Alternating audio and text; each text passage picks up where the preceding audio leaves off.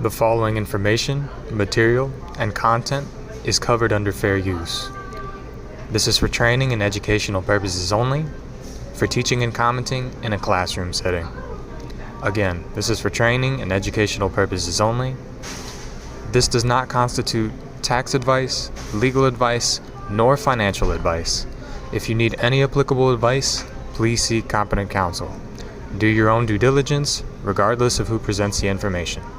All rights, titles, and actions or interests reserved ab initio without prejudice. Hey everyone, it's B with To Be Fruitful Training Group. All praises to the Most High. And today we're covering a matter of absolute vital importance. This is most likely the most essential video I've ever made in my entire life. And we are covering the GPO style manual, and that stands for Government Publishing Office. This is an authenticated document, so does not need to be, proven. It's already proven by the seal. It's got the logo down at the bottom. It's already stated that it's authenticated, which means it can be used in a court of law. And that being said, we are going to be looking at some of the various terms in this document. It states even right here, this is the official U.S. government edition of this publication and is herein identified to certify its authenticity. Gives the ISBN number there, and it says for U.S. government publishing official office official editions only. So yeah, with that we get into it. And out of their words, it states here, authentication of digital documents. The increasing use of documents in digital format poses a special challenge in verifying authenticity, because digital technology makes such documents easy to alter or copy in unauthorized or illegitimate ways. GPO assures users that the publications available from GPO websites are as official and authentic as publications that have been printed by GPO for many years. GPO digital systems operate with established trust relationships between all parties in digital transactions. A visible digital signature, viewed as the GPO seal of authenticity signified by an eagle, verifies document integrity and authenticity on GPO online federal documents. The visible digital signature on PDF documents on FDSYS and GovInfo signifies a guarantee that the information in the document is official, authentic, and secure. So it states here in 2.17, center heads, whether in boldface, caps, caps and small caps or italic, should have more space above than below. Uniform spacing should be maintained throughout the page. And here in 2.26, capitalization, the customer should indicate use of capital and lowercase letters. 2.27, date lines, addresses, and signatures. Copy preparers must mark caps, small caps, italic, and abbreviations, indentions, and line breaks where necessary. For more detailed instructions, see Chapter 16, Date lines, addresses, and signatures. And in center heads and side heads, 3.53, in matter set in caps and small caps, or caps and lowercase, capitalize all principal words, including parts of compounds, which would be capitalized standing alone. And the key article in this GPO style manual, religious terms, 3.35. Words denoting the deity except who, whose, and whom. So, who, whose, and whom it states are deities. Continuing. names for the Bible and other sacred writings and their parts, names of confessions of faith and of religious bodies and their adherents, and words specifically denoting Satan are all capitalized.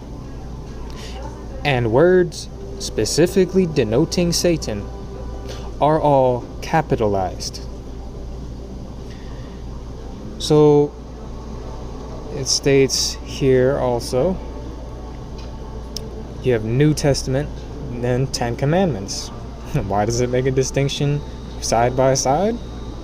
And 10 Commandments is on the right hand and New Testament is on the left? It's further. It states here, very bottom, Satan, the devil, but a devil, the devil's advocate. So it's hinting and alluding to the fact that Satan is a plural term, because in the Book of Enoch it mentions this term and references multiple fallen angels under this term. And looking to the Book of Enoch, or First Enoch, by R.H. Charles,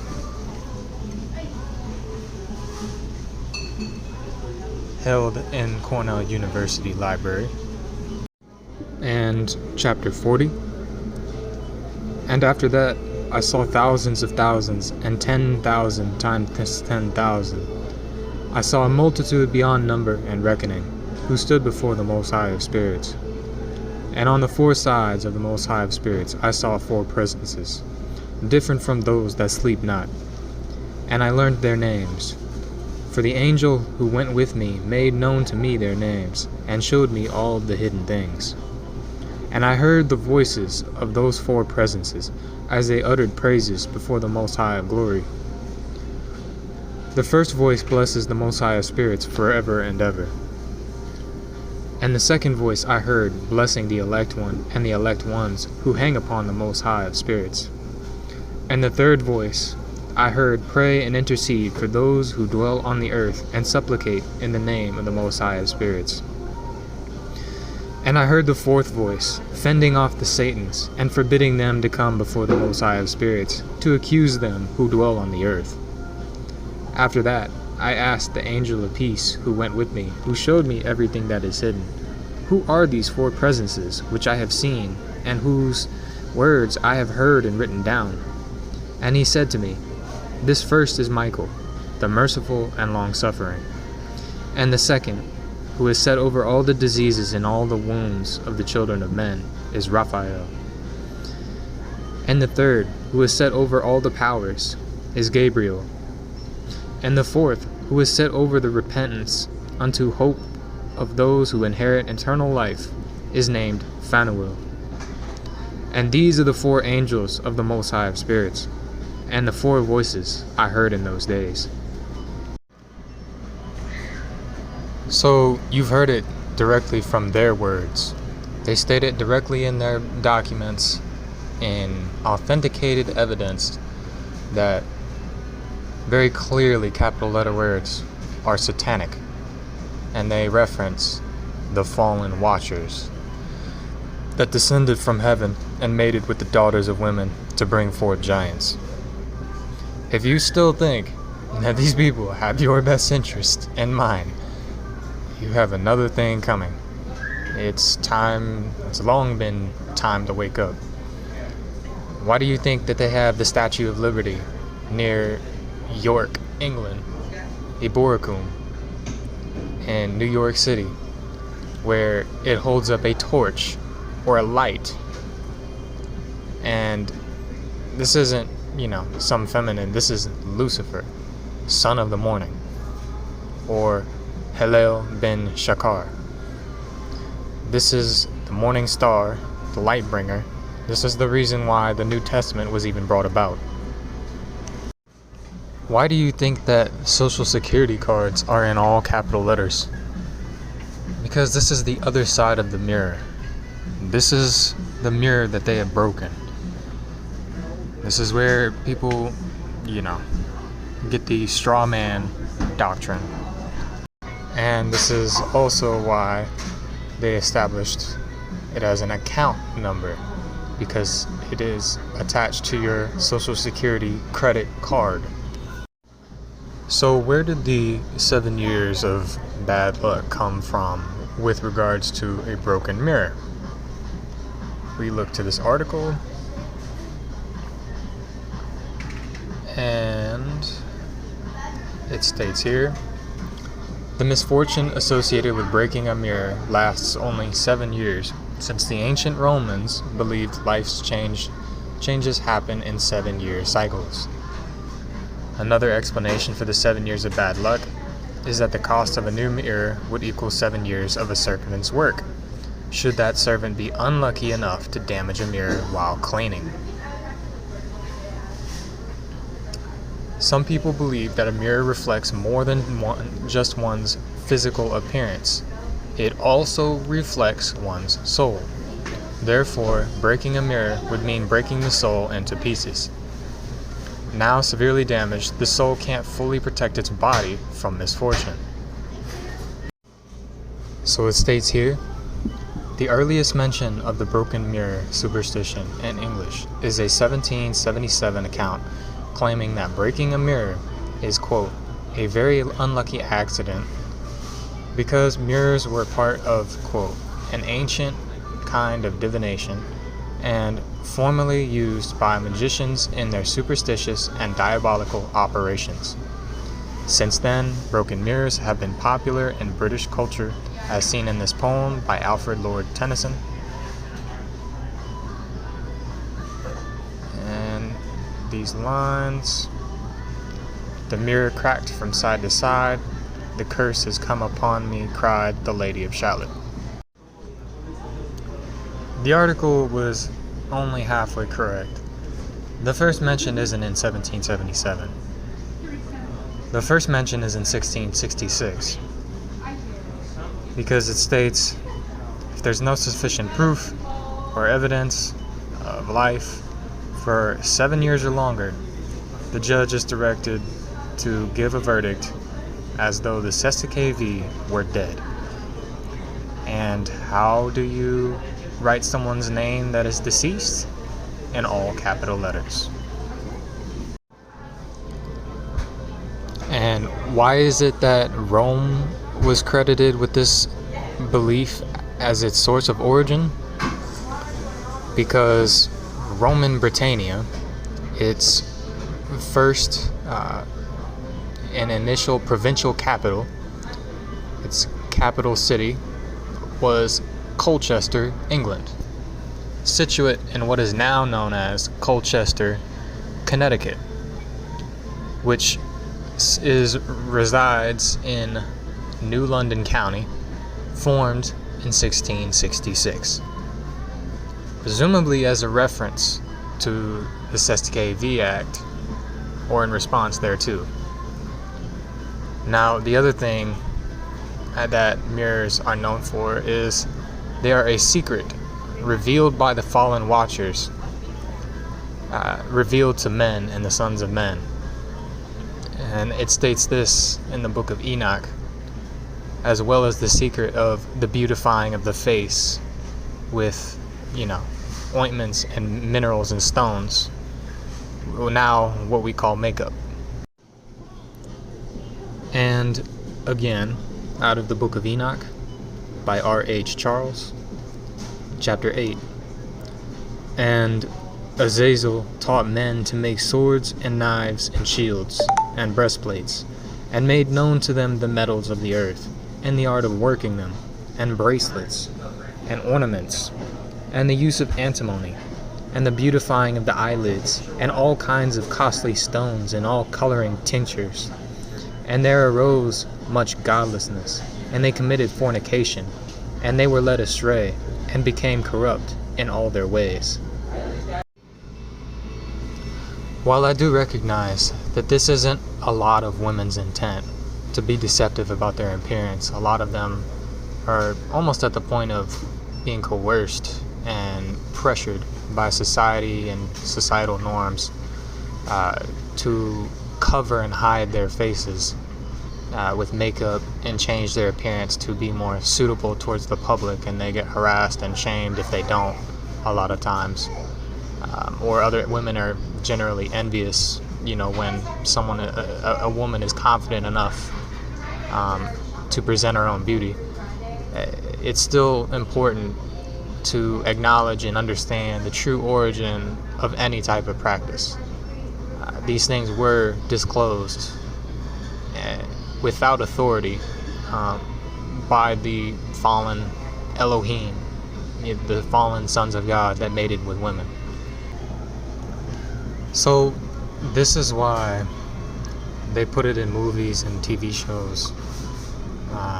In particular, there was a movie called The Watchers, and in it, not to spoil the ending or anything like that, but when they got into this forest that was enchanted by these fallen beings,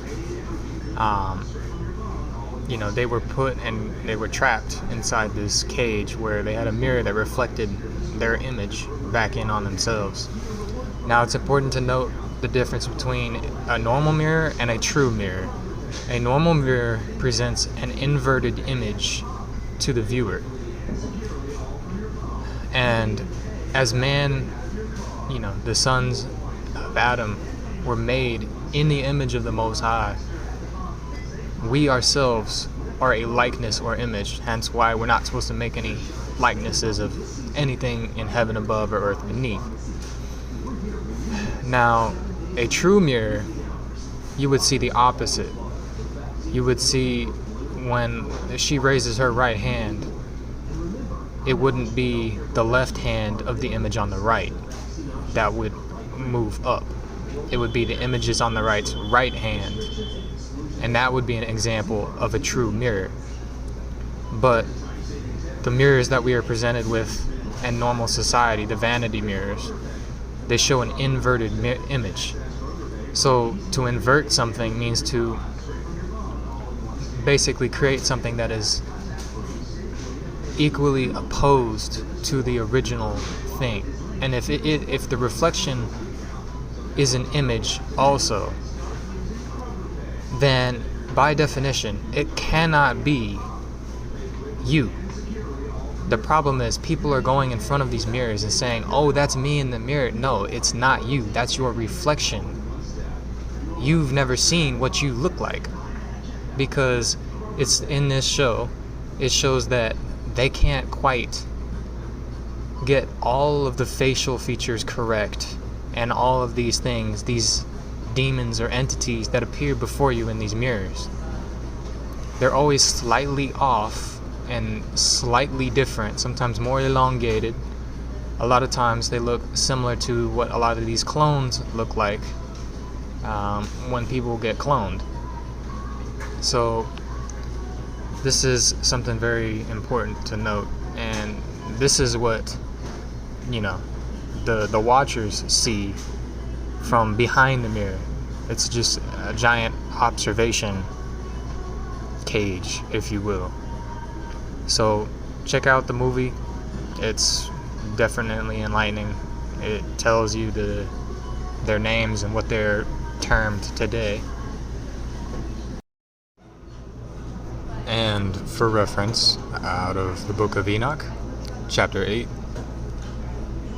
moreover, Azazel taught men to make swords, knives, shields, breastplates, the fabrication of mirrors, and the workmanship of bracelets and ornaments, the use of paint, the beautifying of the eyebrows, the use of stones of every valuable and select kind, and all sorts of dyes, so that the world became altered.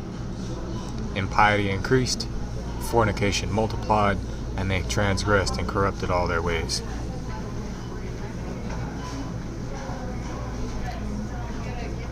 Amros taught the solution of sorcery. Barakihal taught the observers of the stars. Tamiel taught astronomy. Akibel taught signs. And men being destroyed cried out, and their voice reached to heaven. And with a second witness, Moreover, Azazel taught men to make swords, knives, shields, breastplates, the fabrication of mirrors. So, unless you're a walking corpse, I suggest you should correct that name. I'm not seeking to be associated or affiliated with anything satanic. I don't know about y'all, but that's just my thinking. So corrections in the name. There's some authorities in R.E. Hopley, 1974, and R.E. Ross, and R.E. Miller, and R.E. Ribbon, and R.E. O'Connor. So you can change your name for any lawful reason, spiritual beliefs being one of them.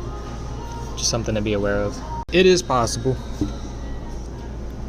Don't let anybody tell you otherwise. It is possible. Just so you're aware. I hope this was helpful and informative for your journey in law. Like, comment, subscribe. Let me know what y'all think in the comments. And yeah, do your own due diligence. Again, know your rights, know when to invoke them. And all praises, glory, and credit to the Most High. I am that I am. Higher, higher.